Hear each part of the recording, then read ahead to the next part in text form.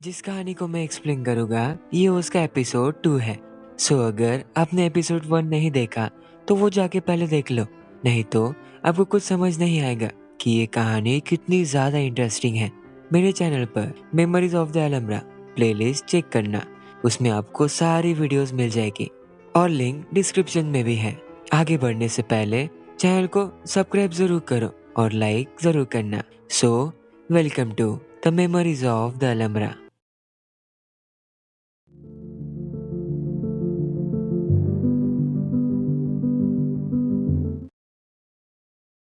कहानी में आगे बढ़ने से पहले एक छोटा सा रिकैप। पिछले एपिसोड में हम जिनवू से मिले। एक रात पहले उसे सीजू का कॉल आया।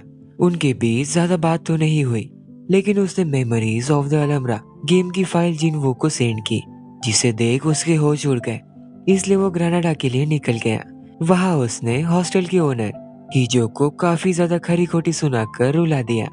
मिस्टर ए से उसे पता चला हीजो सीजो की इकलौती लीगा गार्डियन है, मतलब सिस्टर। यहाँ से एपिसोड 2 की कहानी शुरू हुई। जिनवो ने उसे शॉर्ट टर्म मेमोरी लॉस का बहाना दिया। गुस्सा गुस्सा तो उसे कभी आता ही नहीं, लेकिन ये यहाँ पर काम नहीं आएगा। मिस्टर ए के हिसाब से जिनवो बार्सिलोना अपने टेक रिलेटेड इवेंट के दिन ही सीजू बार्सिलोना के लिए निकल गया था, ये कहकर कि वो अपने दोस्त से मिलने जा रहा। उसके मॉम डैड पहले ही गुजर चुके।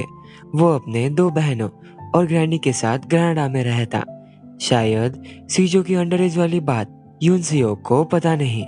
मिस्टर ए तो काफी ज्यादा औसम निकले। एक दिन के अंदर ही पूरी जानकारी निकाल ली। जिनवू को हिजियो की हिस्ट्री पता लगानी थी।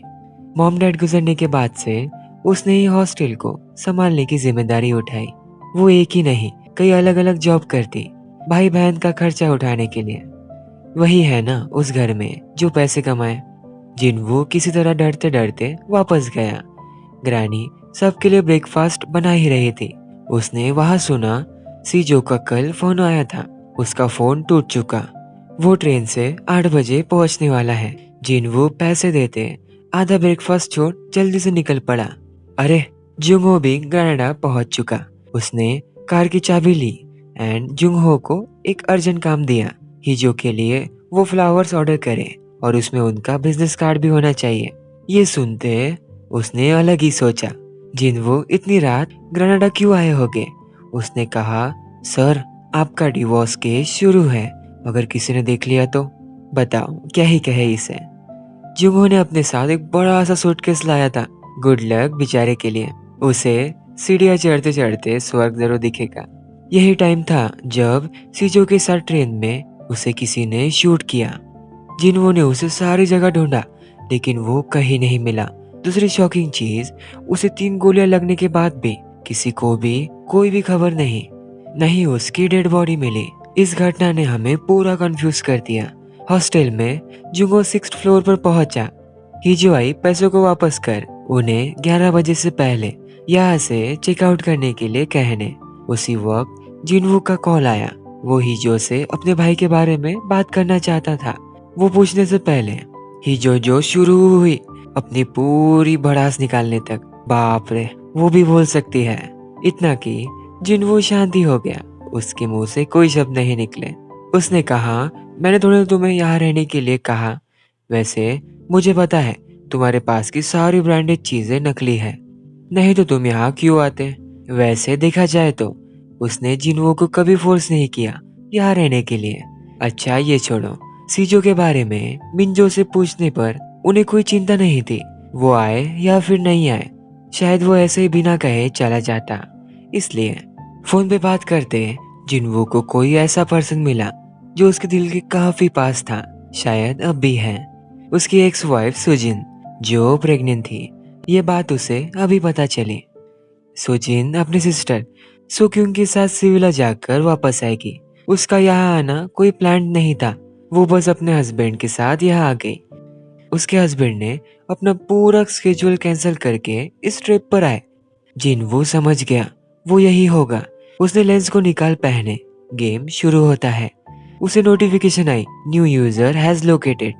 यहाँ से 5.5 किलोमीटर दूर।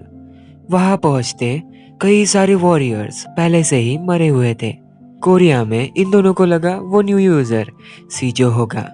आप अभी भी नहीं समझे, सोजिन का हस्बैंड और कोई नहीं चाह्यून सियोक है, जिनवू का बेस्ट फ्रेंड और J1 कंपनी का को फाउंडर जो अभी नहीं। उसे देख वो पहले तो शॉक हुआ। यून सियोक ने कहा इस प्रोजेक्ट से दूर रहो, ये गेम पहले ही खत्म हो चुका।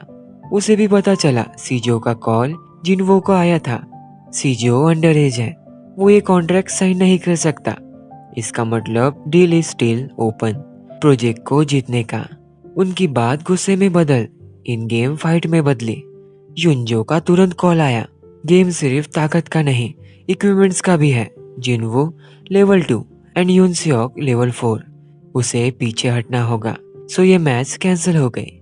उस रात सीजो जैसे यून सियोक का नाम मेंशन करता है, जिनवू ने ये सुनते डिसाइड कर लिया वो इस प्रोजेक्ट को किसी भी हालत में जीत कर रहेगा। हॉस्टल में हिजो सोंगडोम को बता रही थी कि कैसे उसने एक कस्टमर को अपनी बातों से चुप करा दिया। उसने आज दिखा दिया कि वो कौन है। जुंगहो उन दोनों के झगड़े में खुद को सही से इंट्रोड्यूस ही नहीं कर पाया। उसने अपना कार्ड देते हुए कहा, मेरे सीईओ आपसे मिलना चाहते हैं। J1 कंपनी के सीईओ को उससे क्या काम होगा, जिनहो ही सीईओ है। हिजो शॉक हो गई, जिसे उसने इतना कुछ कहा वो तो सही में एक कंपनी के सीईओ निकले। जो सोंगडोम डरते हुए जिनवो की फोटो ऑनलाइन चेक करने लगे। इससे हमें एक बात पता चली, जिनवो की दूसरी वाइफ कोरिया की फेमस एक्टर है, जिसके साथ भी उसका डिवोर्स केस चल रहा। वो जिस तरह वहां आया, मुझे नहीं लगता वो उसे डांटेगा। उसने सबसे पहले माफी मांगी। वो चाहता था जो कुछ भी बुरी चीजें उनके बीच हुई उसे हिजो भुला दे। हिजो ने कहा, क्या हुआ, सुबह तो कुछ नहीं हुआ था। उसने कुछ ऐसी बातें की जो हिजो के कुछ समझ नहीं आई। उसने कहा, ये सिटी जल्दी ही मैजिकल सिटी होगी। यहाँ लोग अलमरा को देखने से ज्यादा मैजिक को देखने आएंगे। इसलिए तुम जल्दी से अपने हॉस्टल को रेनोवेट करो, लिफ्ट लगाओ या फिर दूसरा एक और होटल ओपन करो। एक सेकंड, उसके पास इतने पैसे कहाँ से आएंगे, उन्हें तो लोन भी नहीं मिलता। आपको क्या लग रहा इसके लिए पैसे कौन देगा।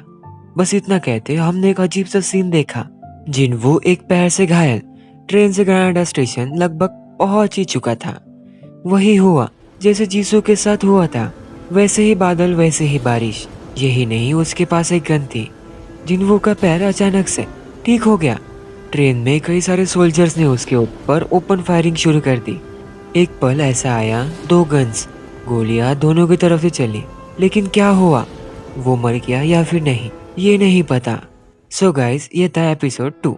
मैंने कहा ना, हर एपिसोड कई सारी मिस्ट्रीज छोड़कर जाएगा। जैसे जिनवू और यून सियोक दोनों के बीच क्या हुआ था जिससे वो दोनों दोस्त से दुश्मन बन गए। ये अलमरा की मिस्ट्री क्या है, सीजो कहाँ गया, उसके साथ क्या हुआ। इसलिए बाकी के एपिसोड बिल्कुल भी मिस मत करना। सो प्लीज लाइक करो। लोग देखकर चले जाते हैं लेकिन लाइक नहीं करते।